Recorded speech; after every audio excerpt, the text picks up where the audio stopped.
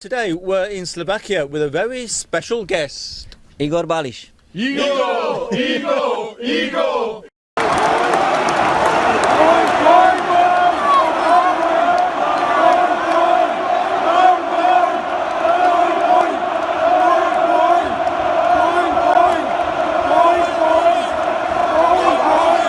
Back in 2002, Igor Balis' injury-time penalty gave West Bromwich Albion victory at Bradford and proved to be a pivotal moment in West Brom's surge to the Premier League, top-flight football after the gap of 16 years. I asked Igor about that one kick, one moment, which made him a legend.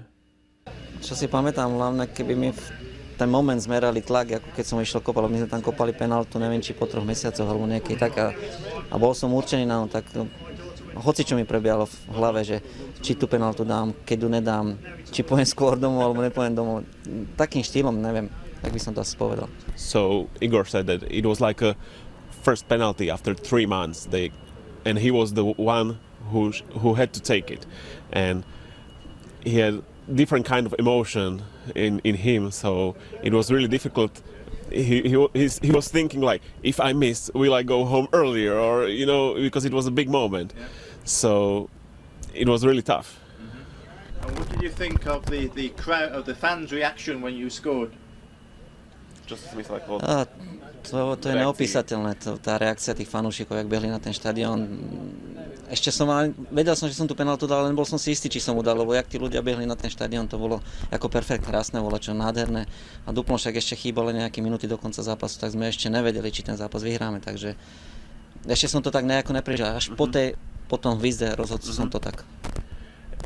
Yeah, at first moment he wasn't actually sure if he scored it, because there was a lot of fans going from the stands, to the ground. So, and it still wasn't the end of the game. So they still had to, like, a couple of minutes of the play was there. So,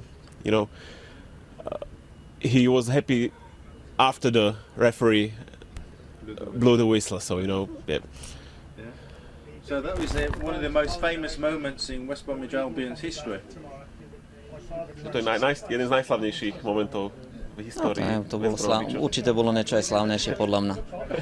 There has to be some more glorious moment in the history of West Brom. But that was the first time that we thought we were going to go into the top league, into the Premiership, because we won that game, and we needed to win one more game after that. Že to bolo prvýkrát, kedy sa dostali, že... No, to bolo po 16 rokoch, neviem, môžeš sa spýtať, sa mi to po 16 rokoch postupili. It was after 16 years you... Yes. Yeah. Yep. No, že áno, po 16. No.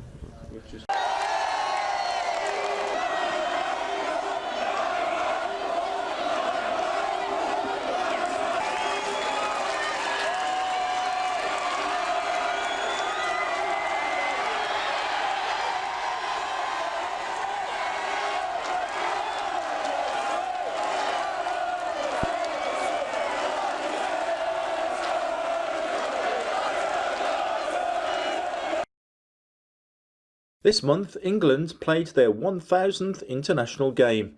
Now, during that time, West Bromwich Albion have provided 44 players to the national team, the most capped being Jesse Pennington, who won 25 caps. 18 players from the Baggies have just one cap. Amongst them is Tony Brown, who played against Wales in 1971. It may have been his only cap, but he says he has achieved his ambition to play in the cup final and for his country. Yeah, I did. It was unfortunately it was only my one cap, but like I say, I've got that to fall back, and I can actually say I've played for my country, and that was an ambition when I set out as a 15-year-old lad. I always wanted to play for my country, and I was desperate to play in a cup final, because as a kid in those days that was the match, every year, and every young kid wanted to play in an FA Cup final. And so I eventually achieved it, and that was absolutely fantastic. So I achieved the two things that I set out to do in football.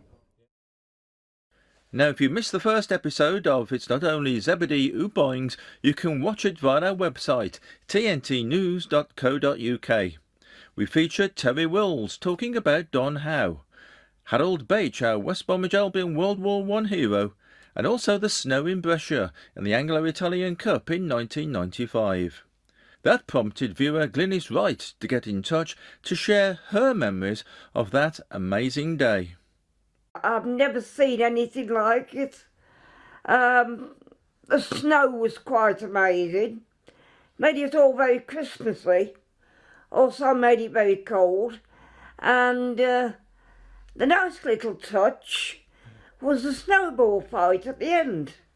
I've seen supporters chuck snowballs at players, but never in my life have I ever seen players chuck snowball at supporters.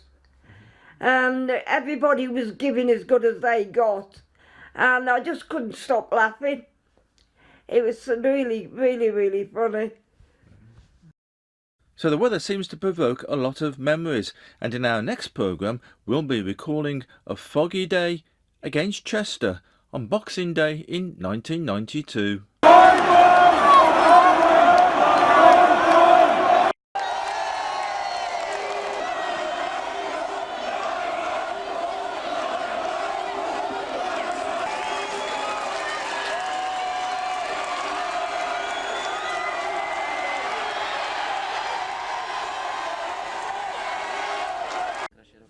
Now a final word with Igor Balis as he sums up his time at West Bromwich Albion. At the time he went to the West Brom, he was 30 years old or 31. So, and he didn't expect at that age to get such a big club or such a big league. And even it was just a second division. It was his best moments of his life to play there, and that's when he learned what it really means to be a professional football player. Now there was a great reaction to the Igor Balis visit on social media when we posted on Twitter. Steve Madeley, a reporter for the newly created Athletic UK website who accompanied us on the trip, wrote an excellent article during which he referred to a reluctant hero but a perfect host. Daniel Hewitt, the ITN newsman, said he was genuinely jealous of Steve Madeley being there.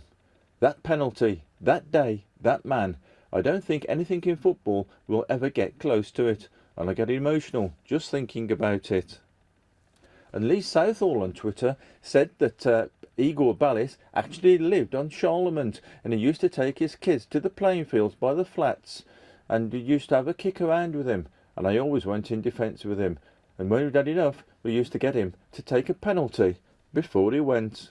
And Robert Hennifer said for those of us whose earliest memories begin with the Albion in the early 80s decline, Igor's penalty was a cathartic moment, all that misery of those barren years finally banished. And James Ewing said, I never get bored watching that goal, ever. I was on the front row and on the pitch, there were hundreds in the home end, what a glorious day. And Igor will never have to buy a drink in West Brom. And I, for one, will drink to that. And we'll be having more about Igor in our January programme, and you won't want to miss that. Now, every self-respecting Baggies fan will know that West Bromwich Albion won the FA Cup in 1968, and the captain that day was Graham Williams. But how many of you know what the players had to do to get a sponsorship deal the night before the match? And we got sponsored. Ozzy was our commercial manager. Ozzy was the commercial manager. And I have asked, what did you do the night or before the game? Well, we normally used to play table tennis because we had one or two useful table tennis players. So we used to do those. But to this time, because we'd been sponsored, £500 for the team to wear Adidas boots. We'd got Puma boots. Most of us had got Puma boots. So what we had to do is get some paints. Yeah, so go and get some paint, black paints, paint them, and then put 3 white stripes on them. And that's what we were doing the night before the cup final. Well, that's about all we've got time for in this programme from Bratislava, the capital of Slovakia.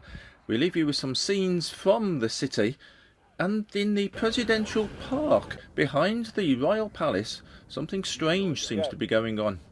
Maybe we'll find out about that in our January programme.